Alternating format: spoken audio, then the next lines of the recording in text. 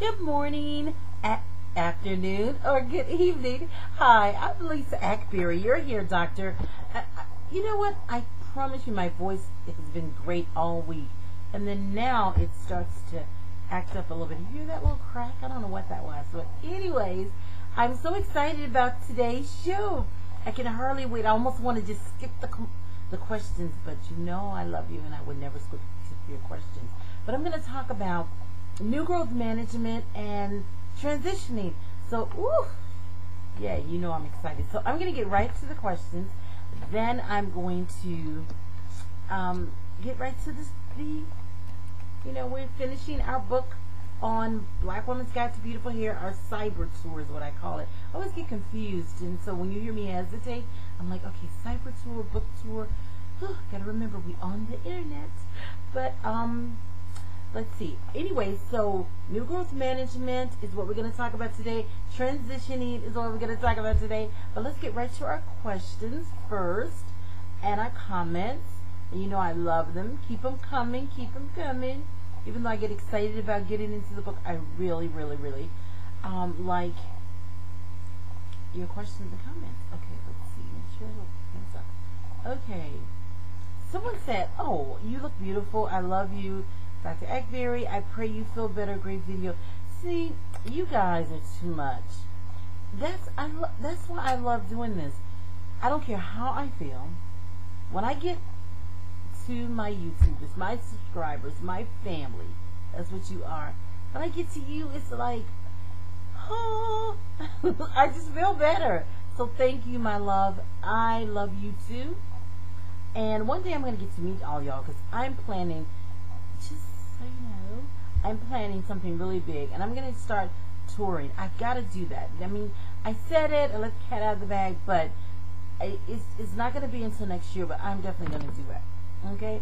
So you guys just look forward to that. I'm going to come and see y'all, give you a hug. I did see someone that, at one of the trade shows I did the other week. I think I told y'all about that. But anyways, I'm going to get to give a bunch of folks hugs.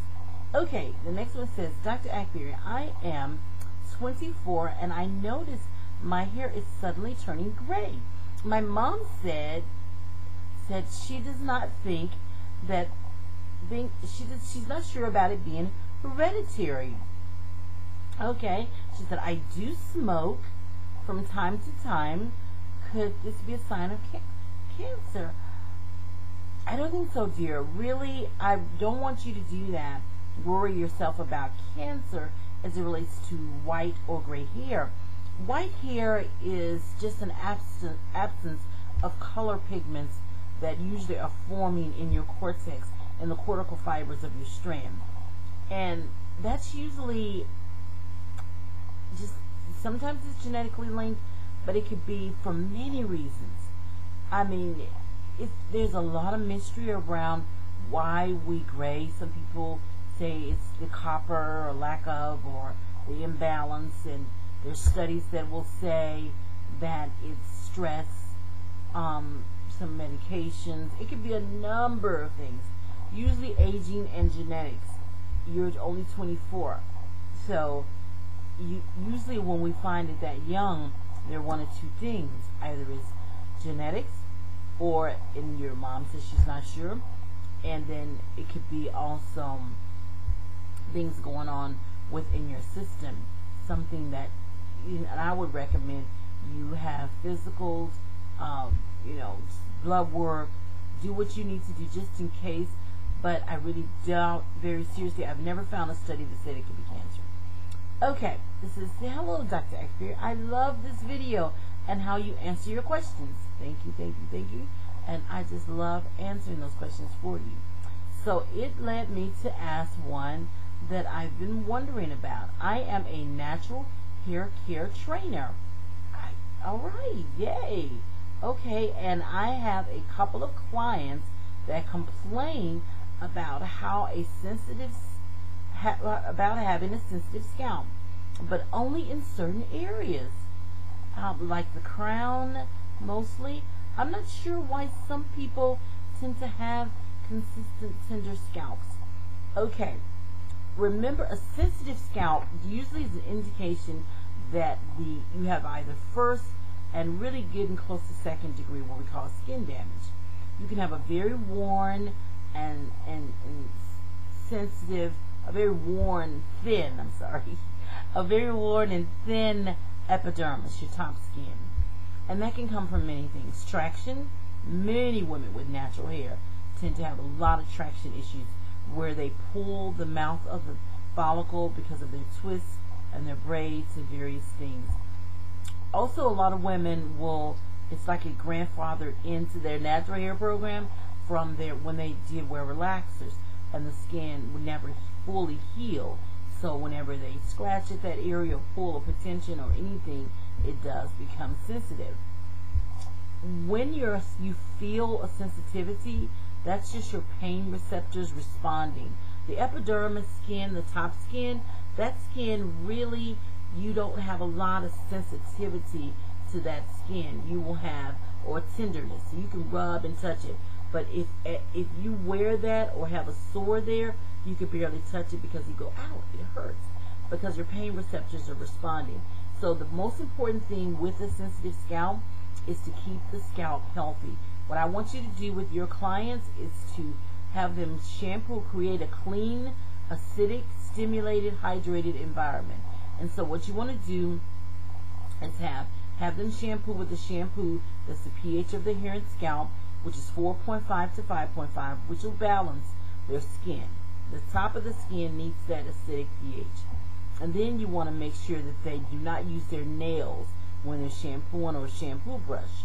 Make sure they stop brushing, and make sure they stop pulling when they're doing their twist out. Leave a little puff. I like puff. Y'all like my Afro puff? I had to stop. Gotta stop and do a commercial about my hair. My Afro puff and my hair. Cute. I'll do slow.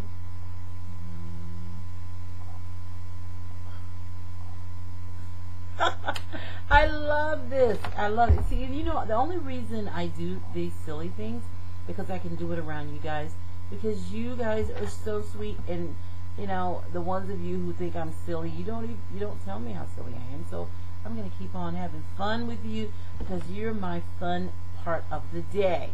Okay, but anyways, back to your question. I do apologize for just stopping to look at my beautiful Afro puff, but let's see. Yeah, so that's sensitive scalp, and mostly in the crown, because we tend to abuse the crown of our head. We always overdo it. And again, you have to reach back to when they had those relaxers, and most women sat under or overheated dryer. Most of them, their relaxer was applied in the crown first and worked its way down. Most of the time with braids or locks or any type of twist, there's a lot of tension put on the crown. So I would just recommend they create that clean, acidic, stimulated, and when I say stimulated, massaging with the fingertips, hydrated, making sure that you are keeping your scalp hydrated. So I would recommend before you do the natural style on them, or you train them, after they shampoo and rinse their condition off, oil their scalp with oil while the hair is wet. Oil will seal in the any natural hydration, so it's really important to oil the scalp because the epidermis will hold 20% of its weight in water. It also helps to heal, so you want to put the oil on while the hair is wet. And that's what you really want, that clean, acidic, stimulated, hydrated environment. And that will keep the scalp hydrated. And just really be careful about how much tension is put on it. And if there's a problem there, that you may have to send them to a dermatologist just to be sure there's no kind of scalp disease there.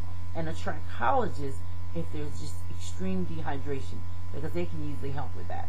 Okay. Hi, Dr. Ackberry. I did my hair coloring, and it turned out great. Yay! I want to thank you. You're welcome for the information you gave me on how to take care of color-treated hair. See, this is what I'm talking about. I really want you guys to use this, and I want you to come back and tell me about it. It said, I wanted to know, is co-washing good for natural hair, and how often are you supposed to do a co-wash? I know when you have color in your hair, deep conditioning weekly is a must. Be blessed. And she said, thank you. Thank you for the question. Well, if you've listened to me for any period of time, you know what I believe about co-washing. I think that co-washing is problematic. I'm going to say that. And the reason I say that is because when you co-wash, your hair feels so much, your hair feels soft and it stays hydrated. The problematic portion to co-washing, we get kind of addicted to that and we don't shampoo. So we'll co-wash because we don't want to reveal our hair in a dry state. Well, my hair now, I shampoo, like I shampooed last night. When I shampoo, my hair still feels soft. My hair feels soft. I don't have to worry about anything because my hair stays really soft because it's balanced. What you need to do is shampoo every time you condition. And I'm not just talking about your leave-in conditioners, because you can put a leave-in conditioner on, but you need to shampoo every time. And you're going to run into some problems with your color if you're not careful. And I'm telling you, this is a very hard argument for me to win. And the reason for that is because there's so many people who've obtained so much length, and they've co-washed, and they've had protective styles, and they've done all these things, and they're obtaining length. When they shampoo and just condition, sometimes they have a problem with it. But it's all about the hair manageability. So co-washing in itself can lead to problems later. Initially, it seems great, like the best thing since sliced bread, but it's not. It will cause problems. So every time you're going to condition, you really need to shampoo. You just need to pay attention to what you're using. Make sure you're using a shampoo with a pH of 4.5 to 5.5. Make sure it's a clarifier, so it puts everything in a pure natural state. And then deep condition with protein and moisture together. So your cuticles are compact around your cortex, so you hold your moisture and your hair stays soft. Okay? Try that. So I'm sorry, I don't know if I answered that for you, but I just don't believe in the co-washing. Okay. Hi, Dr. Ekberg. Your hair is too cute and it's getting longer. I know. I mean, even in my puff, if I pull, woo, and see, I'm making an asymmetric puff. It's asymmetric, but it'll push back up because I really do like my Afro puff. And since you didn't pop your collar, but see, I did today. See, my collar's popped. Woo. See, it's popped. I have to pop my collar with my fro. So it's popped today, guys. So yay. Okay, well, thank you so much for that. And let's get right to our questions. Now, we did a question. Let's get right to our topic. Black Woman's Guide to Beautiful Hair and New Growth Management. I'm really excited about it, transitioning, because I just want to kind of talk about new growth management, because if you're going to transition and you don't want to do the big chop, you really have to have a good foundation. And the foundation of transitioning without the big chop is new growth management. So let me just read. Take steps to manage your new growth. That is going to make all the difference in the world, and it will save your strands. New growth management steps will depend on the degree of kinkiness of your hair. The main thing to remember in new growth management and transitioning is never to get off track and always stay on top of things. Okay? Literally, you have to stay on top of things. In other words, the day that you say, I don't need to do anything to my new growth today, will be the day that your new growth will take over. Literally. I mean, really. I used to talk to my hair when I was conducting these studies like many years ago. I would be like, please behave. Stop falling out. But it was really, I was pulling my hair out, and it was matting and it was webbing, and I didn't know what to do about it. So now I've got these techniques, and I'm so excited about it. So it really, if you want to make it easy, you can go to my website at lisaakberry.com, and you can order my transition program, and it tells you exactly what to do, products and everything. If you have products that you love, then just follow these steps that I'm going to talk to you about today. All right. Now, if you have a relaxer and you're getting your relaxer every 6 weeks, every 5 weeks, every 4 weeks, every 8 weeks even, you really need to be on the other side of 10 weeks, so 10 to 12 weeks. Why? Because if you relax too soon, you're going to cause an overlapping, which is going to cause over-processing. You know what I talked about, the process of the relaxer is to soften, straighten, thin, dissolve. So if you overlap on straight hair, it's going to thin and eventually dissolve, which causes baldness. So be careful. Okay, it says, what am I saying? Well, I want to read from this because I know I'll get off track. All right, it says, you don't want your new growth in control. When your new growth starts to come in, that's what you want to focus on now. If you're transitioning, the minute your new growth starts to come in, you must focus your attention on that hair first. That is baby hair. It's most dominant hair. It's only been on the scalp for a little while, and it is going to control. It's very spiral, so you got to really pay attention to it, and it depends on your degree of kinkiness. I have medium to extreme kinky hair, and I know y'all use 4Cs and all these numbers and letters, but I use keep it simple. Keep it simple. Your hair is either kinky, but it's slight degree of kinkiness, extreme degree of kinkiness, or medium degree of kinkiness, and then some things in between. So you can have a medium to extreme, and that's what I have. Okay, let's see. All right, so this is what you got to do. Give that area attention first. Okay. All right. Before you shampoo, you want to take your fingers and feel your new growth. Feel for webbing, tangles, things like that. So you're going to get in your hair, and you're just going to kind of feel for the new growth. And then you're going to take your ends, and you're going to make sure my arm dry. Feels like it. Need some lotion, guys. Okay, I think that's a little bit better. Okay. Anyways, you're going to take your new growth, you're going to feel it, but you're going to take your ends to make sure they're separated. And so you feel your ends, and this is what I call a hair inspection. And you always have to do a hair inspection. Some people just reach up there and they just start working with their hair. Start combing it, start shampooing it, but you really have to do that inspection just so you don't pull your hair out. You really have to be careful because you got two dynamics here. You got this natural, kinky, beautiful, lovely hair, and you got this beautiful, lovely, relaxed hair, and you're trying to transition or you're trying to manage it. But they're so different. They're so different. So they're going to be at odds. They're going to just fight. That's where the war is, right at that line. So you got to make sure you differentiate that and give it its proper attention, each area. Okay? All right, so before you shampoo, take your fingers, feel for your new growth, and gently caress and smooth, pressing your fingers into your tangles, using a little leave-in conditioner if you need to, and smooth through.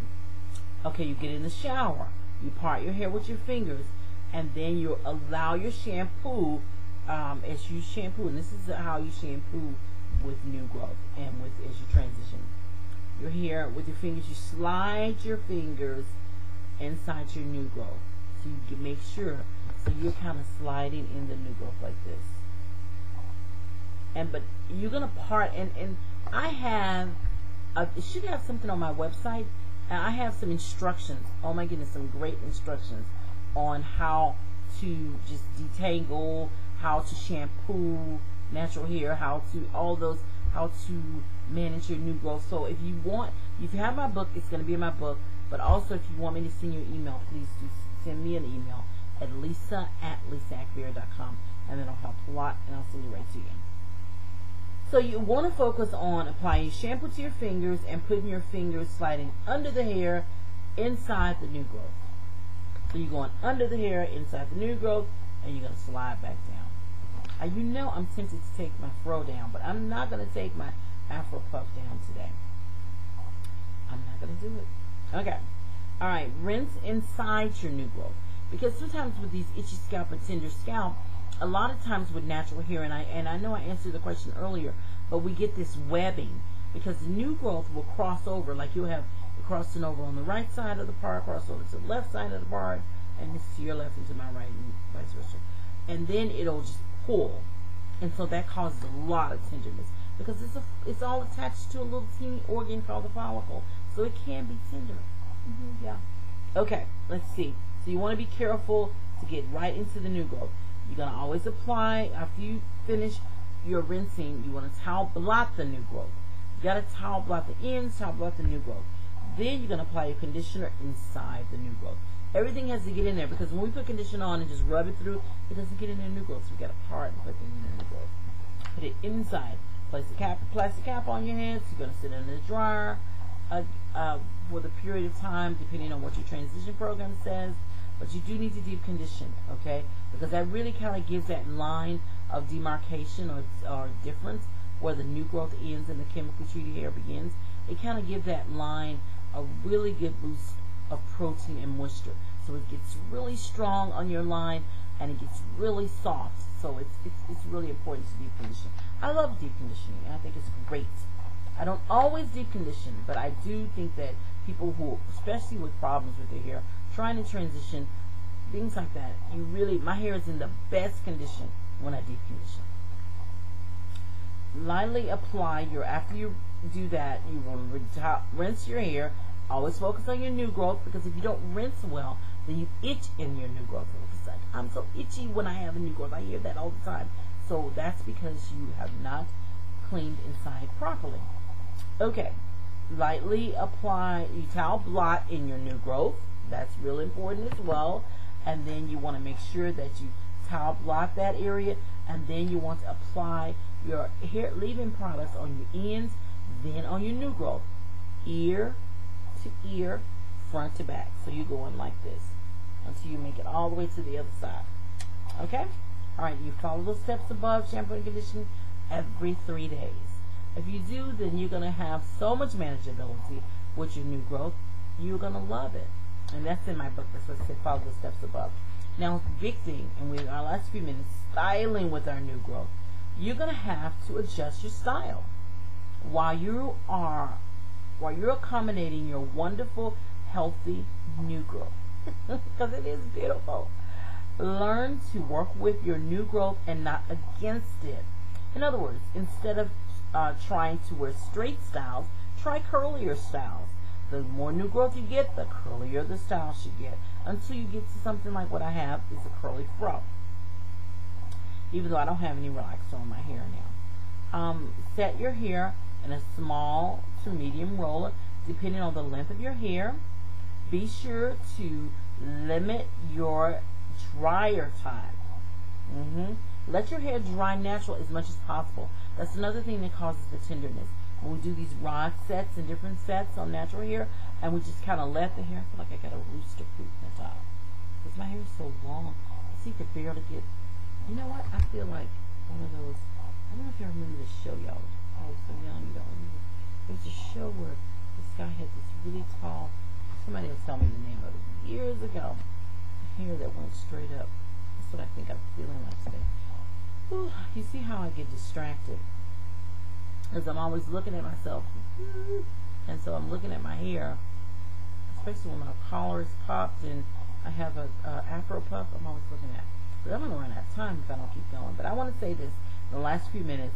You always remember, try sitting in the dryer for maximum, I don't care what style you wear, 20 minutes. Because all you're trying to do is dry your scalp. You don't want to dry your scalp out. You just want to dry your scalp, and you want to dry the hair close to the scalp and get the hair warm. And then it'll dry natural pretty fast. Maximum 20. Short hair, you don't need to sit under there that long. 10 minutes and then 15 minutes for medium. Maximum 20 minutes for long. I'm not saying your hair is going to be dry, but it will be almost dry. And you want to, or not almost dry, will be warm.